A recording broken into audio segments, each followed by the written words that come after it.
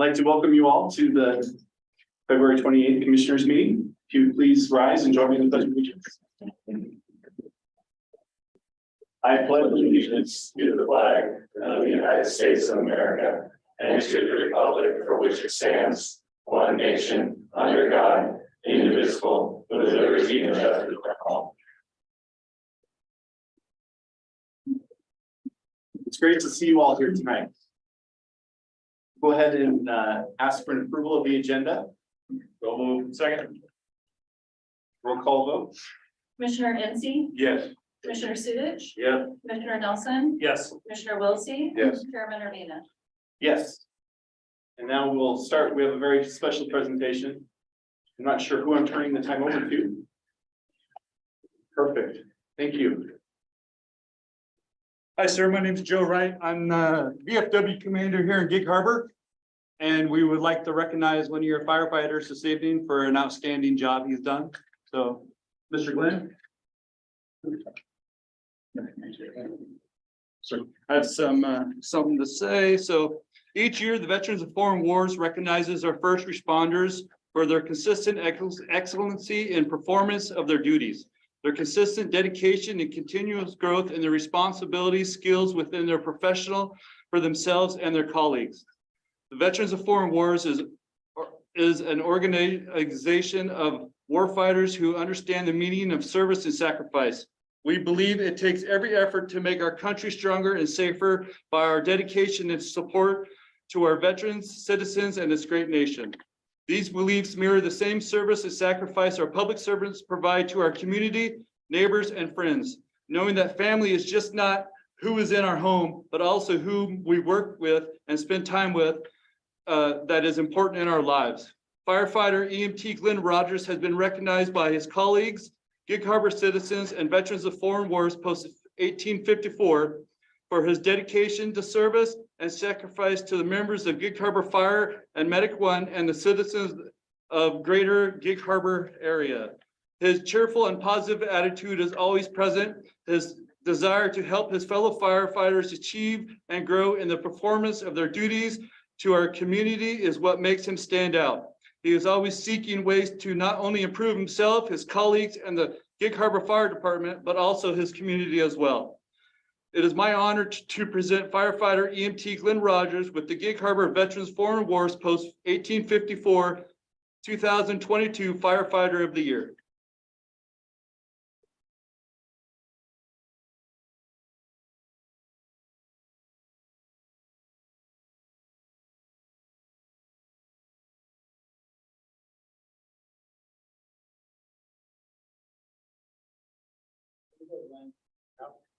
Shake your hand. Oh, yes, sir. Time. Thank you. This is a great honor coming from you guys. No problem. Let's see if we can get a Right picture. here, Joe.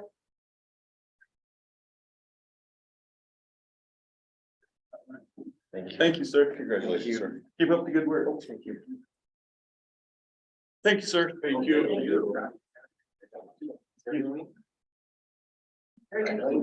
you, everybody. You're all welcome to stay for the meeting. If you feel that you don't want to stay, we won't be offended. What? I don't want to stay?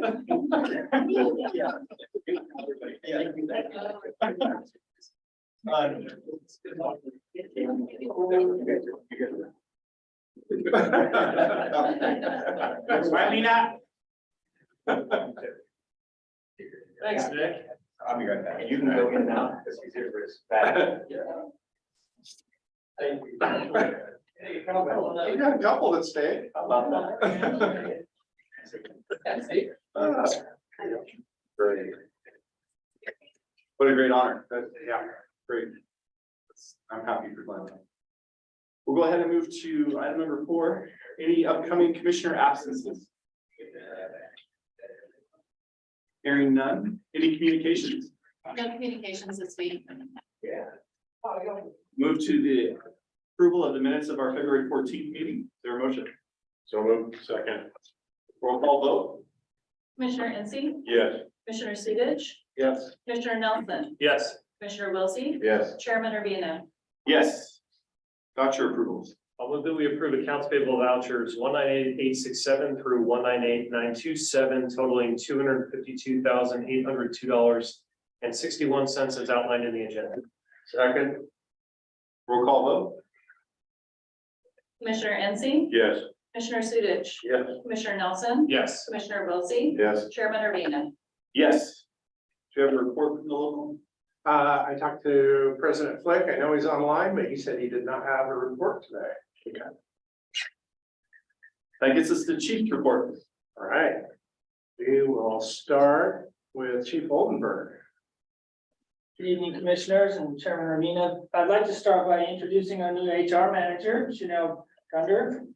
She's here for the first meeting. You guys approved her contract last month, so we're super excited she's here. She's doing a great job, so thanks for sitting in. You may not see a crowd like that again, and they were all here, right? Part of it. Here for you. Yeah, there came for you.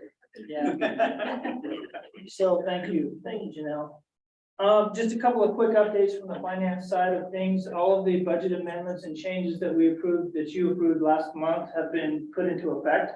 So we've updated all of our current budget to reflect those movements. The credit card policy we moved forward with. We ordered all the cards. Those are being issued right now to all the new members of the organization. And so we look forward to implementing that new program. We think it's going to work well. A couple of updates. Additional updates, we're working to update a capital asset policy for the organization, so you should see that before the commission here shortly.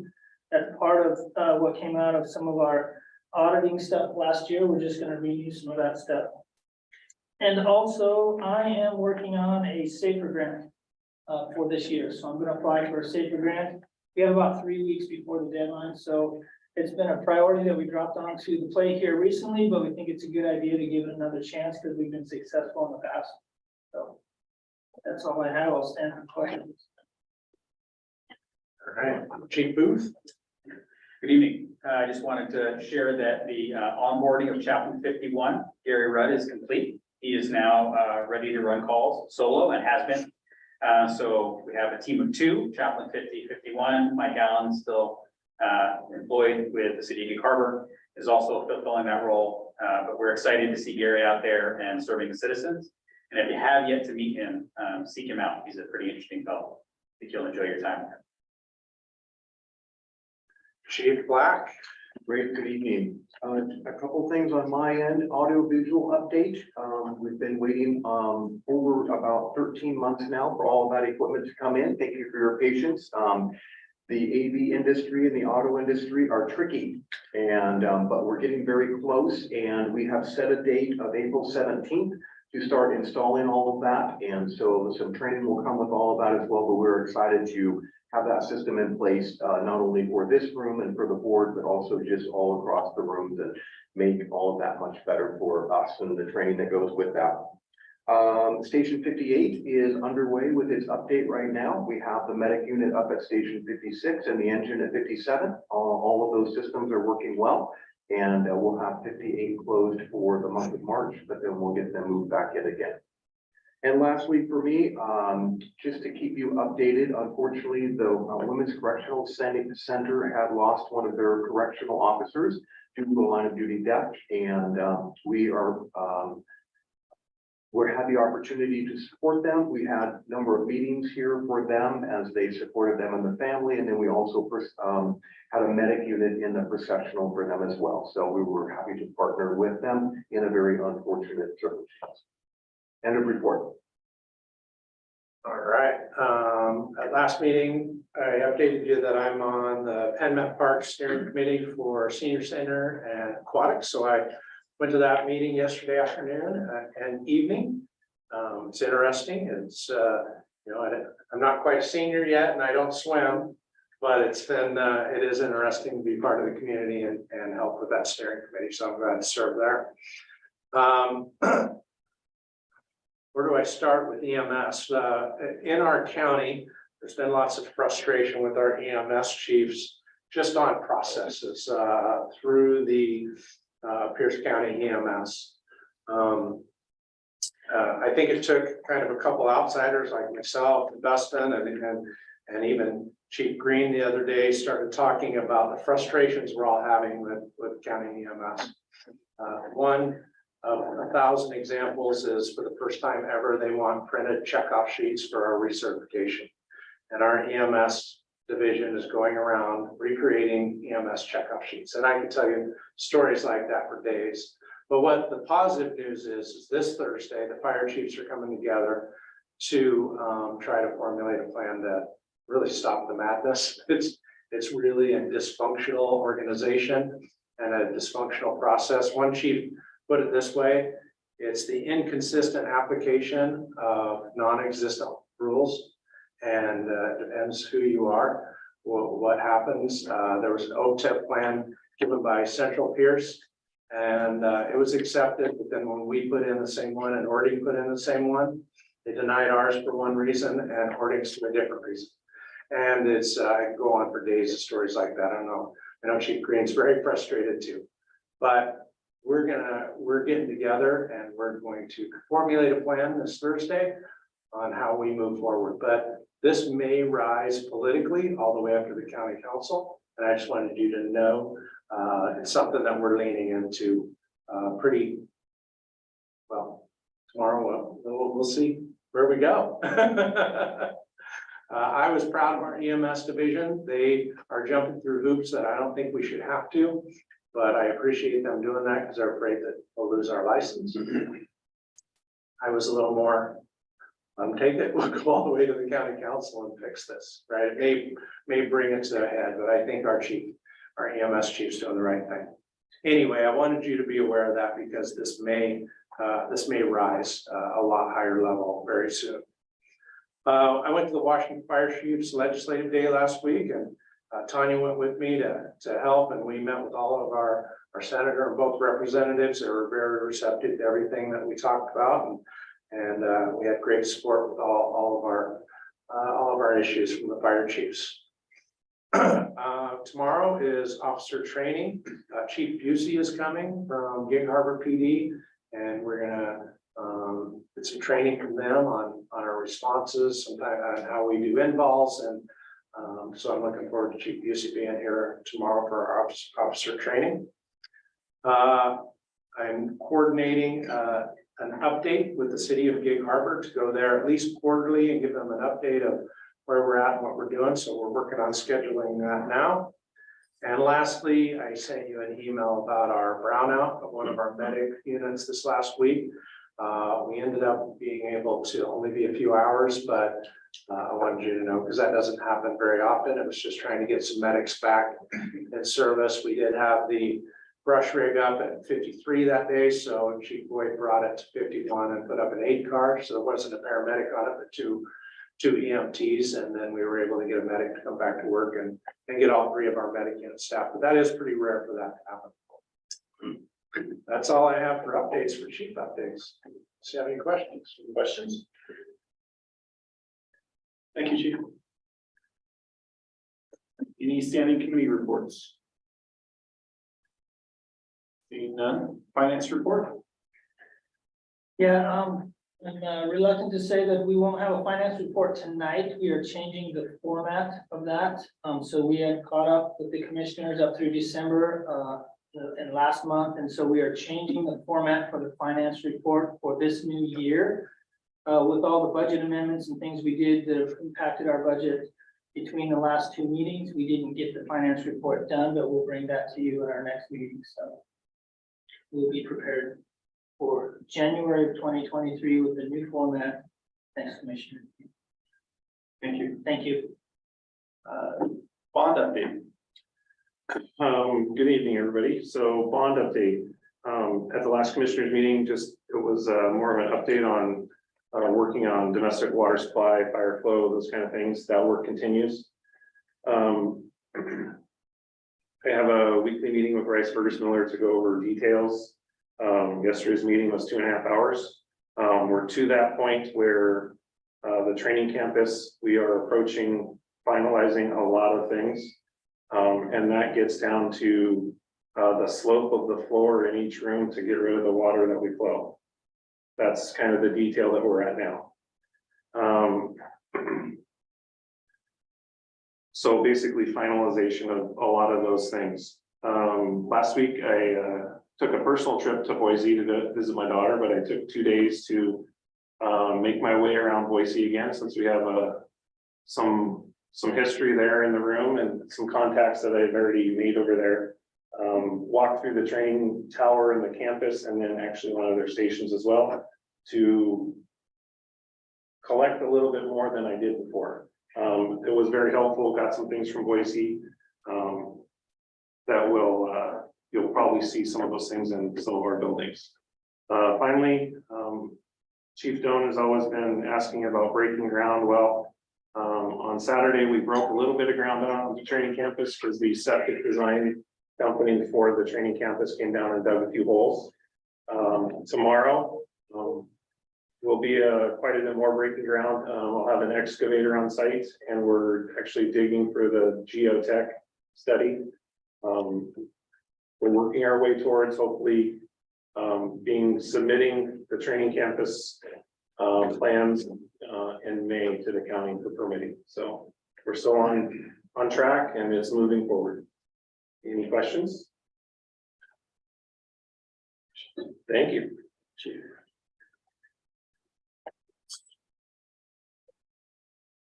So the next item of business is an executive session pursuant to RTW 42.30.101G to review the performance of a public employee.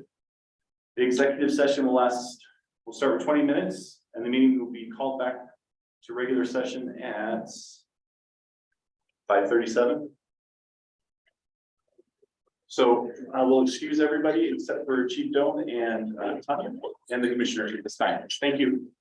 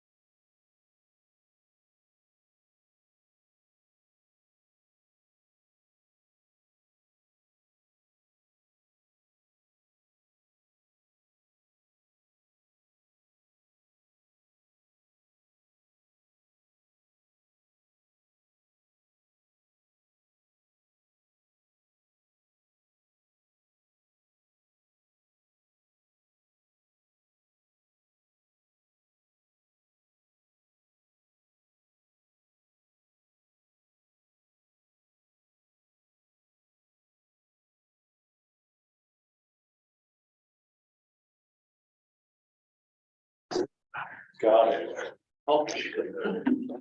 With Alpha. I always laugh. What was her response?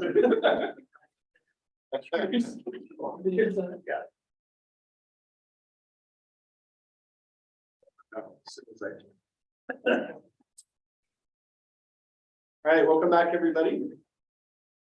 The next item on the agenda is old business. I don't see any. I will move to new business. Item A, Chief, volunteer intern program All presentation. right, well, this has been a long time coming. I apologize that it's taken us 2 years, but at a request of the board, I've been asked in the past to just look at our volunteer program. We have some underserved areas outside of our 5 staff stations. This used to be a fully volunteer fire department and a combination. And then through COVID and lots of other things, it's changed. And so the question has been asked, not just from you, but from the community, is there a way to serve our underserved area? And is volunteers a way to do that? And so we have, and Chief Booth took the lead along with the entire team, and he'll be presenting it. But we just did a kind of a cost benefit analysis, and I'm starting to go into his presentation, but I won't. But let us know if we've hit the mark. We wanted to make sure and do a cost benefit analysis of all these things. But also, this could be a huge project and take up a lot of time. And I think we struck a good happy medium and have some recommendations, but let us know. So I want to thank Chief Booth for leading this project. He's the one that's been working on it along with the entire command staff. And it's just an evaluation of our service areas and how we can provide better service. All right. Let's get this thing started.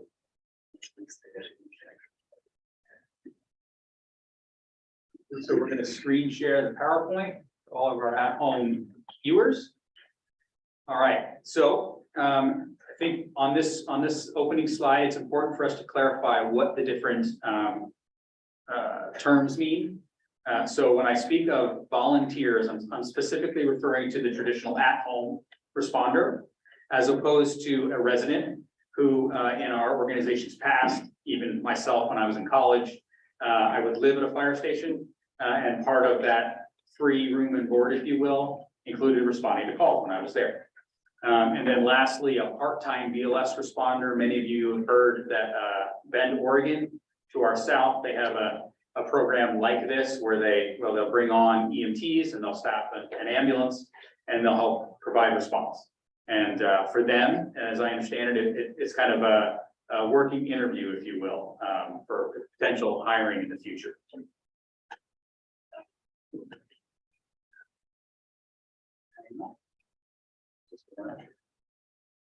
One by one.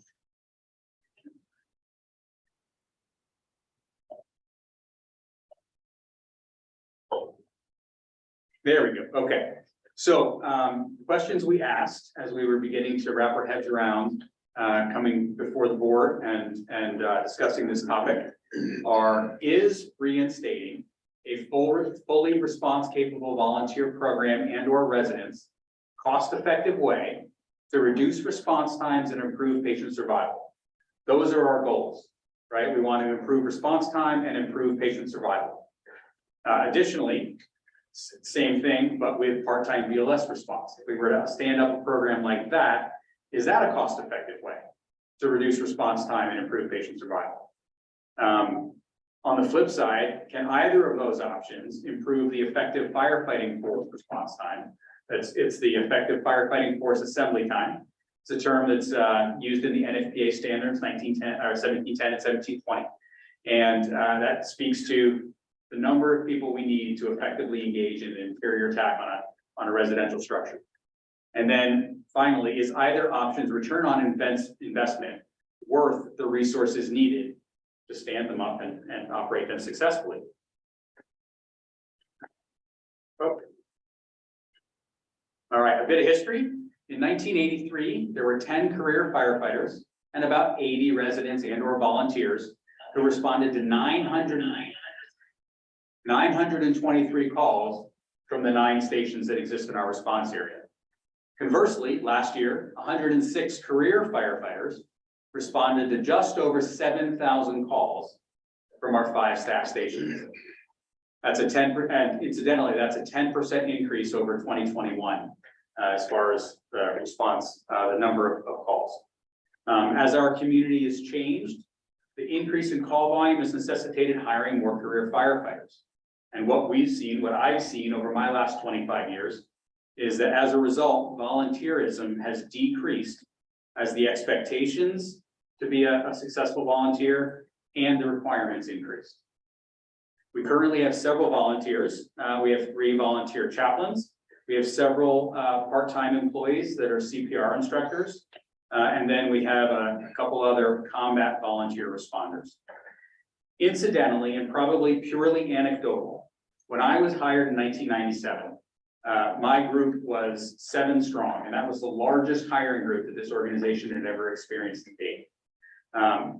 3 of the firefighters hired were the first outside firefighter EMTs. To that point, you had to be a volunteer to get hired here. And while that seems like a pretty small thing in the grand scheme of things, what I experienced is that was a cultural shift in the way this organization was directing itself, where we were headed. First outside paid firefighters. Why and when time matters. There are instances that are indicated in the RCW. Specifically, it's first response with a defibrillator capable responder and high quality CPR have been shown to improve survivability and reduce brain death. And then additionally, the arrival of adequate fire suppression resources prior to flashover. Those are the 2 targets that the RCW identified as the reasons behind why we want to put people on scene quickly.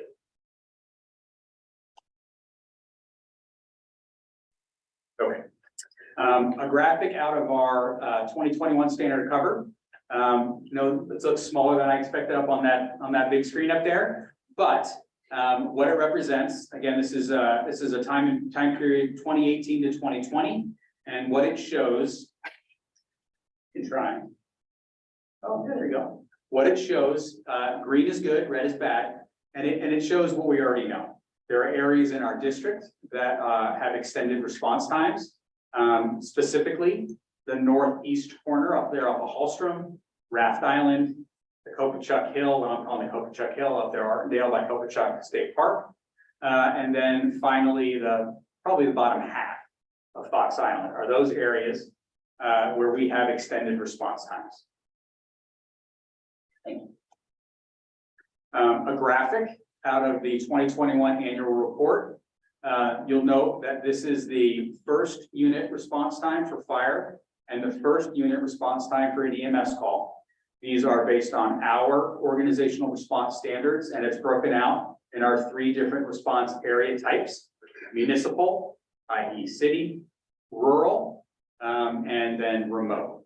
Those are our response areas. And you'll notice across all the different times that we meet that standard at least 80% of the time in all but one instance. And I suspect that that's because there's a low sample size in the first response fire that has that low number.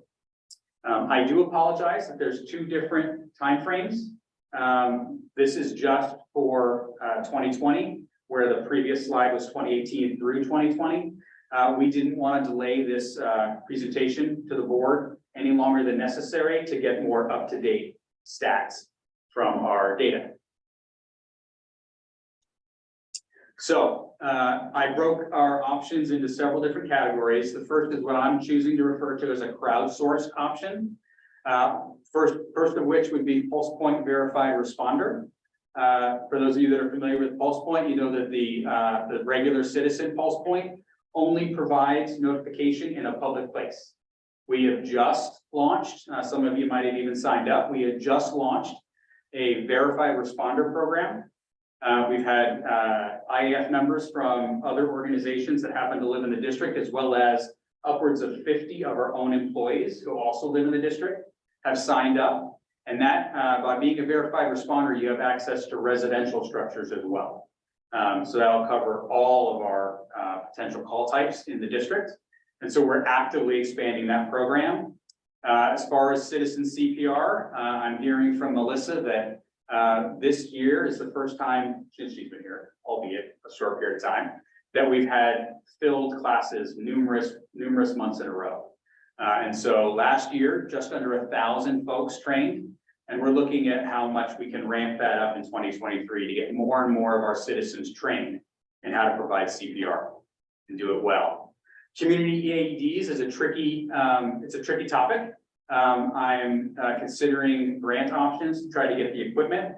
That won't solve how we deploy that equipment, because as you saw, the long duration areas where we have the greatest risk are also areas that are remote. And so where do you put an AED in a remote area? So we're going to work through that. We're going to figure it out and figure out how to saturate our community with devices in the near future. And then finally, you may be aware that we did some classes last year, Community Emergency Response Teams, or CERT. We are approaching, by the end of the first quarter, standing up a team in the district. We are probably leaning more toward neighborhood resilience than actually a deployable team. But we do have some engaged citizens, and they're looking to help us with things like get AEDs, potentially help raise money for funding, those types of things that aren't just waiting for the big one and then jumping on it. So those are the crowdsourced options that we've been considering and continue to build out.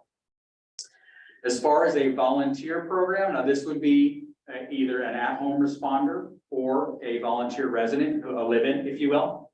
The last time we tried to do this, one of the areas that we fell short of was program oversight. And so if we were to do this responsibly, take another run at this, we believe that it would require a full-time lieutenant and or battalion chief.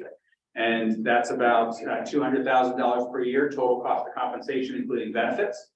Volunteer compensation, it's a really controversial topic. Some of the fixed costs are that every candidate would require a $4,000 background check. And talking to, I surveyed 5 different neighboring agencies that have active volunteer programs.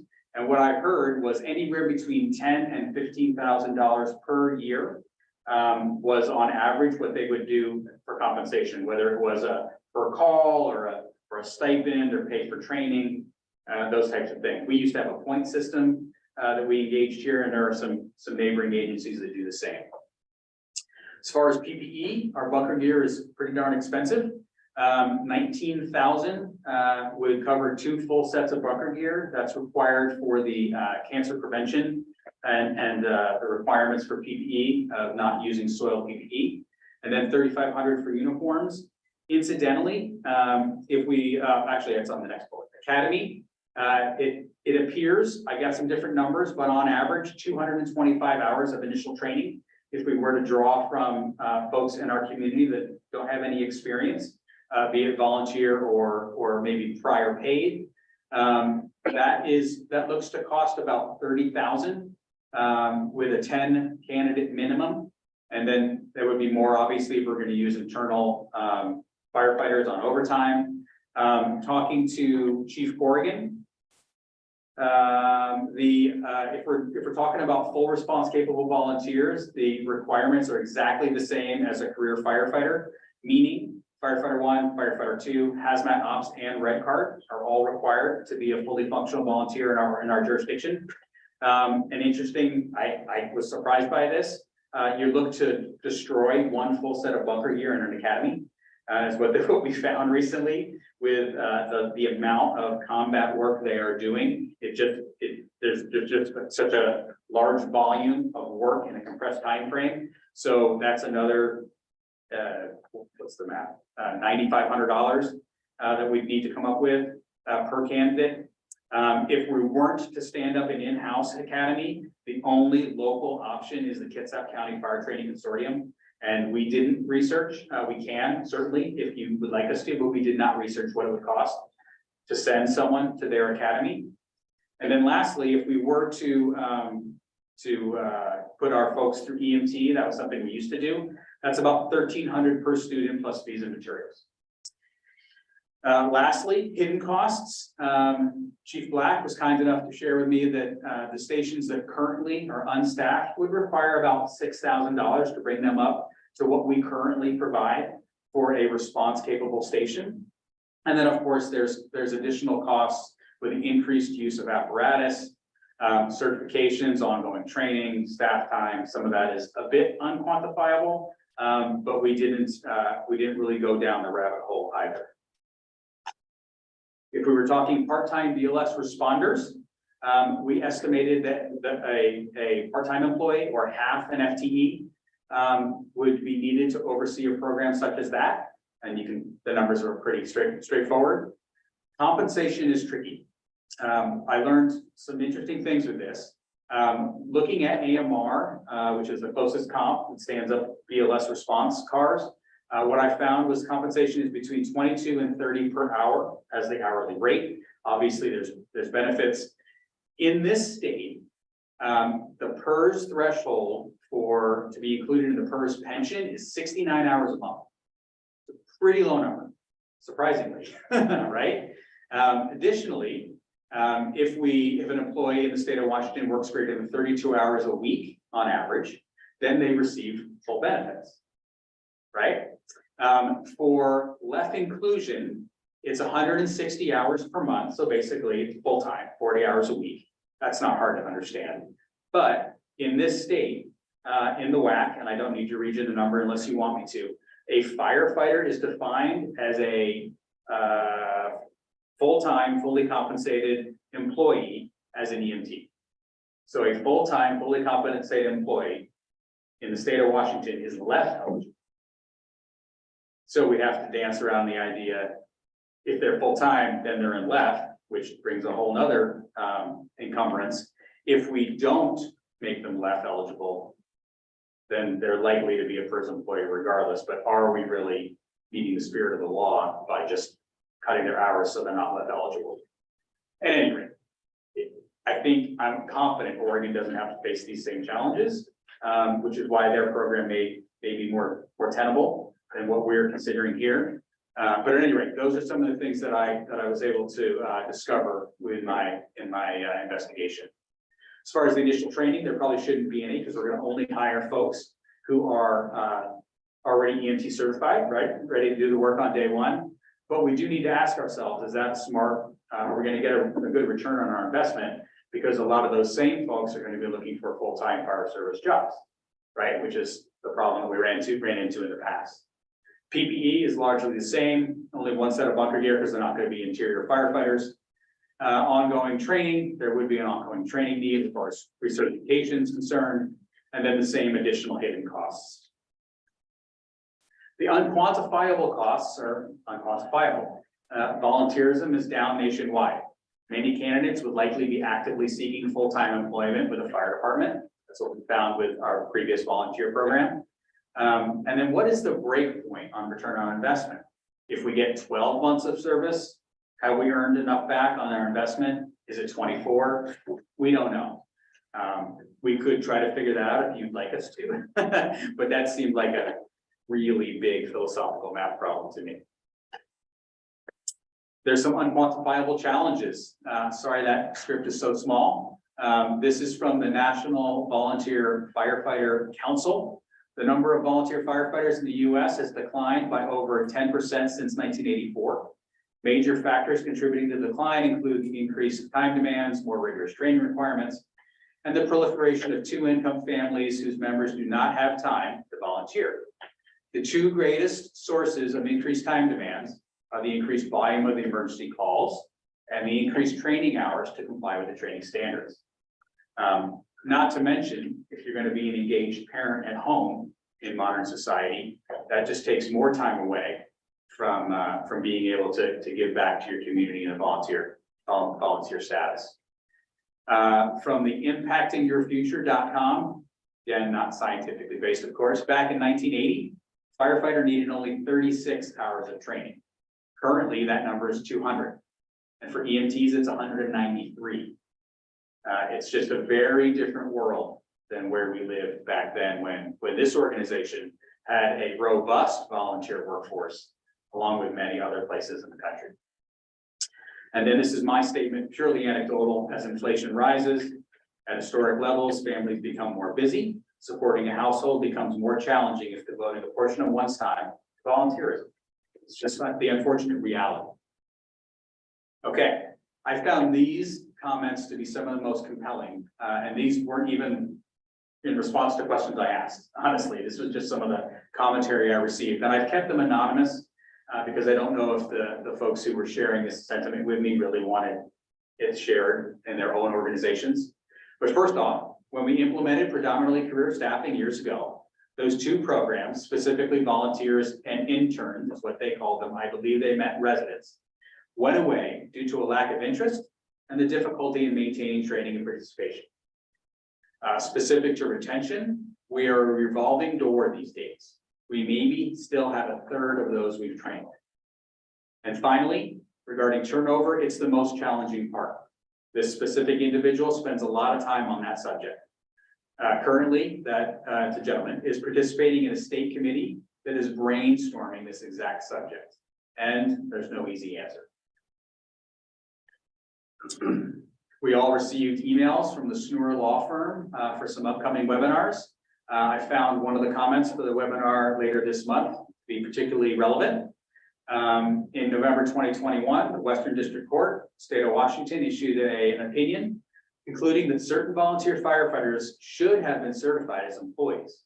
The court's reasoning provides us with a stark reminder that the distinction between a volunteer and an employee is a fine line that requires clearly defined policies that strictly comply with FLSA and FLSA's vague definitions.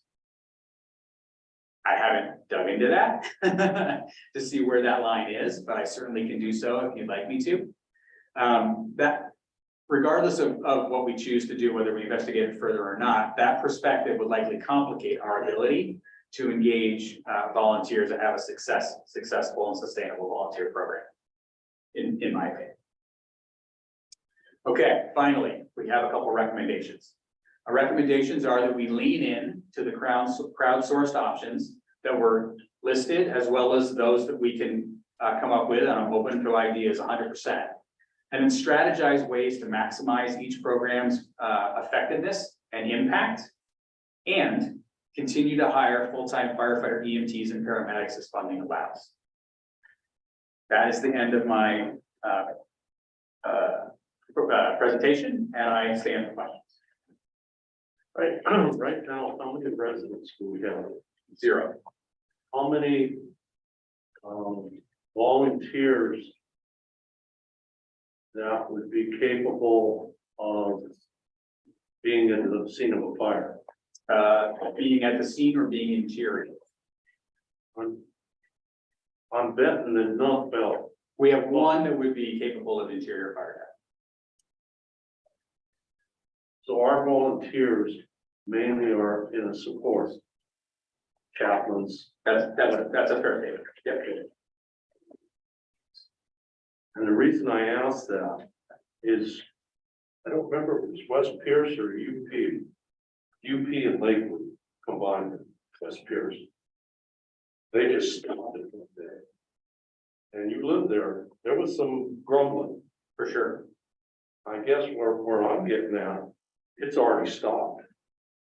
For all intents and purposes.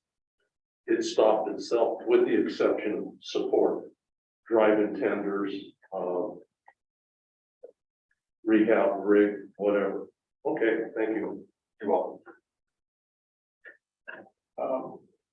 Great presentation. Thank you. Nothing less than expect from how you do it. But I remember when I came here to this community in 1984, my introduction to the gig upper fire medic one firefighters was them hauling me out of a pond from an accident I had been involved in. And many of those volunteers at the time, I think John, Eric, volunteers at that time. I mean, there's only like 5 full-time. Well, this had 10, that kind of surprised me. There's only 5 full-time at that time. But anyway, it was all volunteers. And your numbers, I mean, but we had volunteers like Bert. We had We had older volunteers all the way down to some younger volunteers, which was the mainstay of the fire program here. Obviously, we've seen the change over the years, and all the things you bring together here are exactly, and the volunteerism isn't just with firework. Volunteerism throughout the United States has gone down, whether you're with a civic organization, fraternal orders, whatever you're with. We've all seen the downturn because of just changes in family life. Many of the points you have there about, you know, just being kind of a circular door for people that come in and get a training, then they go and find somewhere else. And then, of course, I think the big one is page 33 in regards to the legalities. And I'm glad to see where we're at, where we only have what we have, because my reading through this and your presentation, my inclination to be, no, do what you suggested in regards to see what we can do on community. What can we do to get the defibrillators into different parts of our businesses, and maybe just train and do that. But I think the legalities and I think the cost of getting that, trying to get that program like that going again, I think it's wiser use of our funds to bring on put that towards full time. But I appreciate that. I mean, it's just been something I've thought about over the years to see how our program has dwindled, but there's good reason. And so thank you for your presentation. Thank you. So I've spent the last 2 days of work in intern interviews. Okay. Where we have law students that are applying to be interns, and we often hire them after they're an intern for 1 or 2 years of experience. I know there's some people in the room that started as, you know, volunteers. Is there any understanding that basically your presentation that going back to the days of where we trained up combat interior firefighters is probably just not cost effective? Because if you're talking about having a 1 or 2 year period, it just doesn't pan out for us. It may pan out for them. Quite well. There's a benefit to them. Yeah. They get trained by us and then go off to work somewhere else, potentially not necessarily here. Is there something less than that where we could derive some sort of benefit operationally as a department that doesn't cost as much? Right. Right. I guess that's my question. It seems like the answer to that is no, but do you think, like Tom just mentioned, and it sort of sparked something in my head about, you know, somebody driving the air truck to a fire and refilling bottles, or somebody driving a tender? Are there programs where we could have involvement that provides when, you know, next to BC, it's a resource that otherwise we wouldn't have on the cheap? What do you think?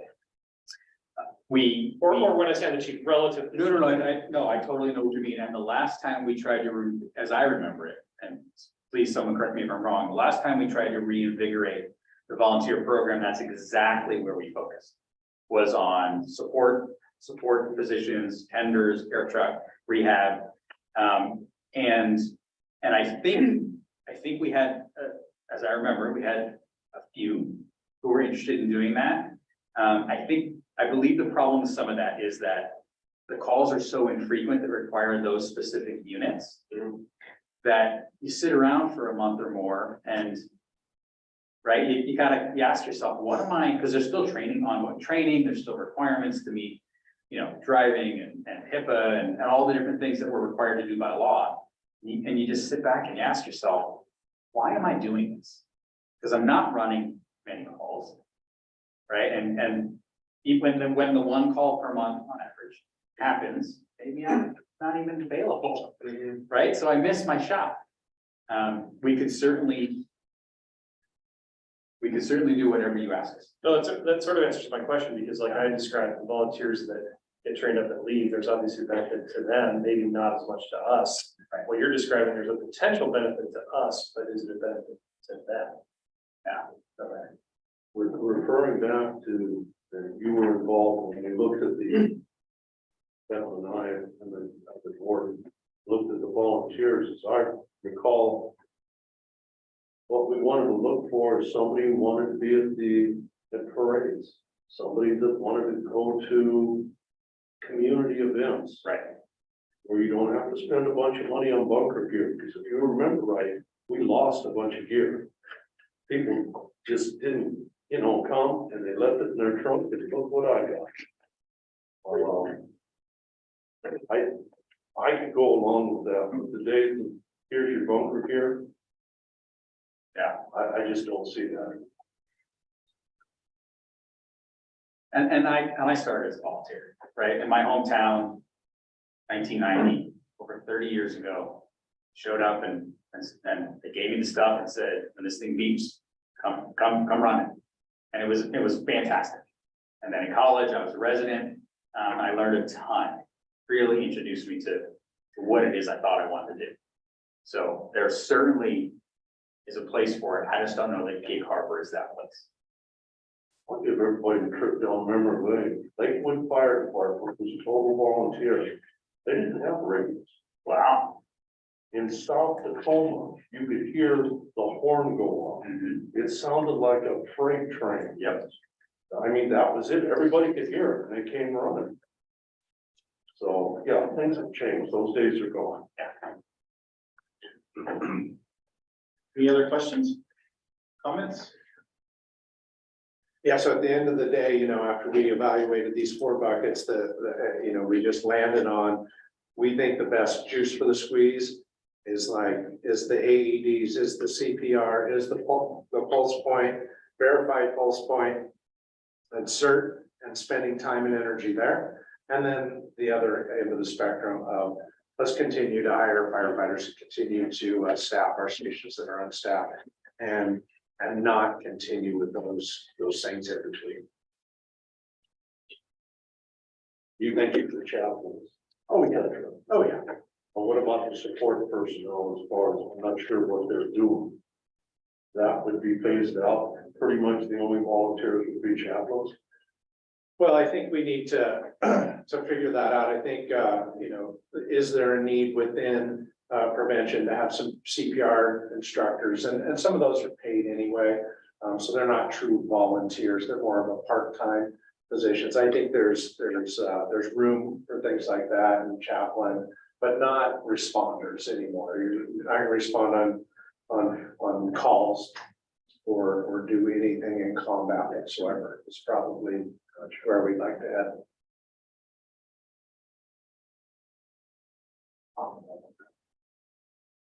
I've got one more question. And this subject is near and dear to me. Would this, if you're talking about all now, would that blend in with community paramedicine somewhat? 2 different things. So, I understand. oh, okay. Yeah, I understand they're different, but I can't imagine them blending in. I don't really see that. okay, I'll wait for that question until the next line. All right. Yeah. Thank you. Appreciate the presentation. Well done. The next item is the 2023 General Fire Levy lid lift. Chief Dome. All right. Well, and throughout this process, one of the things that I said is I would bring you my recommendation, so that we can move forward, or you guys can make the choice on where we should head with our lid lift. So within your packet, I put together my recommendation. I believe that we should ask voters to approve a 6-year general fire levy lid lift on the August 1st ballot for the full $1.50 with our 6% inflation kicker. I put together a timeline to do this. Today is the recommendation. March 28th would be the first draft of the resolution of the board. Second draft advertised for the for and against committee, then vote on the resolution, and then file with with Pierce County elections, and then we would have election day. So that's my recommendation of what we should do. This gives you guys some time to debate or talk or think about that, and also get public opinion on the 28th and the 11th from the public. Other things that we're working on, once you approve that, or if that's the direction you want to go, then I will work on on the key messages, the website, and the community education and outreach plan. And bring that to you at a later date. So that's my recommendation for you, and I'll put it in your hands now to move forward. Comments? As far as key messages go, I know we talked about this before, Chief, but I would like for us to have some idea. Don't make promises that we can't keep, but be able to say, this is what we anticipate is going to be improved service as a result of the levy limit. Because the last one we did, we had some specific things that we said we were going to set out to accomplish, which we did. The few big ones that I remember is replacing the air truck, which was like 4 million years old.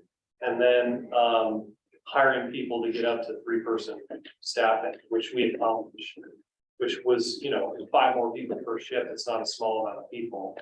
And those are kind of the commitments we made prior to that we were going to set out to accomplish, and we did. So, with Crystal on board, I think we have, hopefully are going to have a better handle on like, here's what we're going to do. I know we've got needs to complete, but also I'd like us to think about staffing out and some.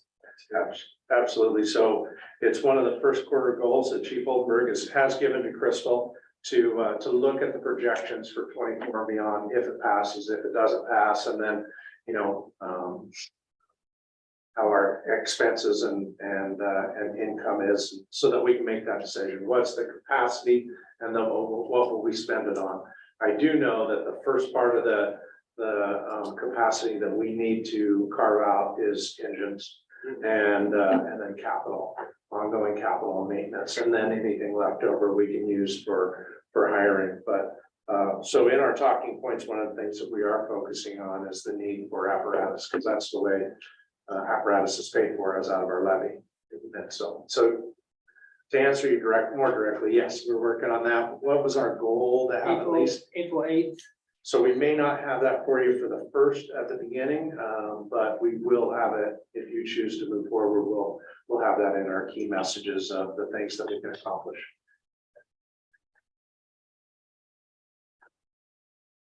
All right. 2023 priority project list. All right. I went over this a couple of meetings ago, and I just wanted to affirm the direction that we're headed for 2023. And I put together our project priority list, who it's assigned to, and I just wanted to see if I'm going in the right direction. And this is our work plan for the year. I can just leave it at that, or I can go over it in more detail if you have questions. I know some of it's a little bit cryptic of what it means. That second bullet point, multi-year capital staffing planning plan, 24 and beyond, is exactly what I talked about. The next bullet, I can check that one off already. Accomplished, staffing volunteer vote. There we go. We got one done. We're doing good. But so commissioners, I don't know if you want me to go over this in more detail, or you can ask questions. I don't think you need to vote on it. I just kind of want a thumbs up, or am I missing anything? If you'd like me to work on something different or more. I don't think we need to go down the list. Okay. Hopefully we've all had a chance to look it over. Yeah. I have no input. Looks fine to me. Any input from the other commissioners? And this is, I think, is a good way to set what the focus is. You're doing a good job. Tom. We're on the line where I can ask my community. You're gonna hear it constantly. I should just say that, in your discussions with management staff, are we headed towards community paramedicine? And I know that encompasses. You're talking about some places have nurses, some places that just have EMTs. It's a mishmash, but is that part of the discussion? Yes and no. I would say leaning more toward no, unless you guys point me in that direction. We do have paramedic staffing on here. That came more from, do we have the right number of paramedics? Should we have, 1, 2 per unit? What do we do about paramedics when they're working on engines? Can we make them ALS?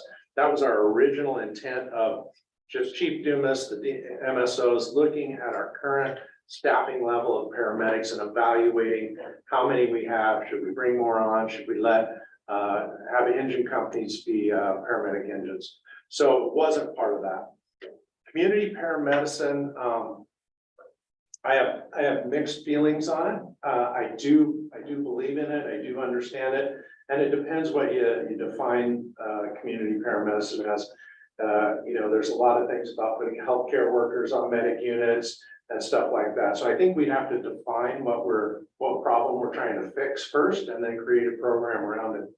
I'm of the opinion that most of the time, like the CARES or the healthcare type problems that we run into are a state and a county problem, for lack of a better word. It's things that are their responsibility to be taking care of mental health patients. And for us to use Gig Harbor Fire and Medic One funds to do it, I don't think is the right use of our resources. But there are opportunities, and I have had these conversations with the city, and the city is bringing on an employee this year. And we're going to start having conversations about how they can assist us. Now, that's only within the city, but and I have had conversations with Robin Denson at the county and at the state level too, with all of our representatives, that the mental health issues and the problems that we go on, I believe should be funded from a state and a county level rather than put on the backs of Gig Harbor Fire. So I don't know if I'm answering your question very well. I would want to know what problem are we trying to solve and then put a plan together to do that, right? So I don't know if I've answered your question yet. Actually, you answered my second question. No, mental health issue. And I totally agree on that. Yeah. That's not our responsibility. What I'm more thinking about are the frequent callers, grandma or grandpa, that the different crews get to know them on a first name basis because they're there once a week or something. I guess what I'm saying, a van with an EMT in it, and I don't pretend to have the vast knowledge of all the different programs. But I think it would behoove us to at least look at it someday. I do, part of, and it's a little bit there and a little bit not, the CRR program on this line is called Community Risk Reduction Program. One of the things that, and this is going to take way more than a year to do, this is going to be a long-term program. But where I want us to start thinking as a department is rather than be a reactionary fire department, meaning bad thing happens, you call 911, is change our perspective of how can we stop it from happening at all. Looking at our community, what's hurting, what's killing, what's injuring our community, where are our calls happening, what type of calls, what things do we have, and putting a community risk reduction program to make them never happen at all. And so many times prevention puts in smoke detectors, right? Does that save lives? Yeah. Do we know? I don't know. We just do it. And in our industry, the fire prevention has just done good work. And we never really know if it does anything or helps anybody. And we put programs together and we put in smoke detectors. What I want to do is look at the facts and the data and the type of calls and what is really hurting us, what's killing us, what is injuring our community, and then put programs within operations, not just fire prevention, the entire department, and then watching the data, see if we make a difference. So I know that's a little different than community paramedicine, but I do think that it will probably will, our community is an older community, and it will probably be things like home visits, home safety visits, and how we interact with our community and looking for plugins and trip hazards and things like that. My guess is it's going to head that way. Phoenix Fire Department kind of started one of these things many years ago. They were getting tired of going on children drowning in pools. And they said, we went on this many children drowning in pools, and they put an action steps to stop it. And they watched it dramatically decline over the years of children dying in pools, fences, and they worked with fence companies. They worked with alarm companies and all these things to keep kids from that's a community risk reduction program by looking at the data. This many people died. These are the programs we put into place, and this is how many afterwards. It's quantifiable, right? And rather than just putting up smoke detectors. And again, I'm not against smoke detectors. I'm not against battery programs. They're all good, but we have no idea if we're doing any good. We just do good, right? And so that's what a community risk reduction program is. And Chief Westcott and Chief Booth know that, and this is not going to be a quick fix. It's going to take years and years, but I want to start somewhere. And so it's a little bit of community, paramedicine, a little different spin on it. Same role. Yeah. Yeah, no, that's excellent. Thank you. Chief. All right, get us to item 17, open public comment. If we have any, please state your name for the record. You'll have 3 minutes.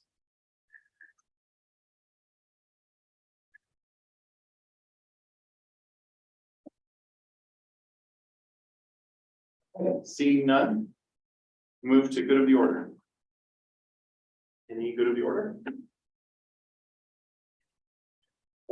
Okay, special interests, upcoming events. Just your reminder there.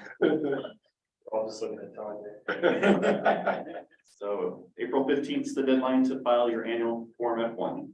So it's your bi-monthly reminder. All right, move that we adjourn the meeting. Next regular meeting will be held on March 14th, 2023 at 5 p.m. Thank you. Thank you. Thank you.